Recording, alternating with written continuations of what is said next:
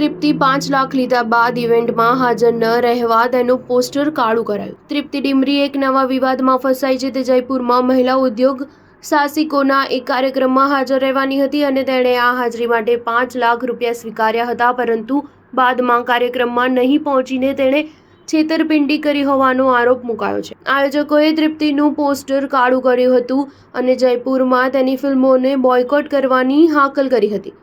જોકે તૃપ્તિએ પોતે આવું કોઈ કમિટમેન્ટ આપ્યાનો ઇનકાર કર્યો છે. સોશિયલ મીડિયા પર એક વિડીયો પણ વાયરલ થયો છે, જેમાં કેટલાક લોકો તૃપ્તિના પોસ્ટર પર કાળો રંગ લગાડતા નજરે ચડે છે. તૃપ્તિ મંગળવારે તેની ફિલ્મ વિકી વિદ્યા કા વો વાલા વિડીયોને પ્રમોટ કરવા માટે જયપુર ગઈ હતી. આયોજકોના આક્ષેપ અનુસાર આ જ દિવસે જયપુરમાં યોજાનારી મહિલા ઉદ્યોગ સાહસિકોની એક ઇવેન્ટમાં હાજરી આપવાનું તેણે વચન આપ્યું હતું અને એટેન્ડન્સ ફી તરીકે 5 લાખ રૂપિયા પણ એડવાન્સમાં લીધા હતા. જોકે છેલ્લી ઘડીએ તે ઇવેન્ટમાં આવી જ ન હતી.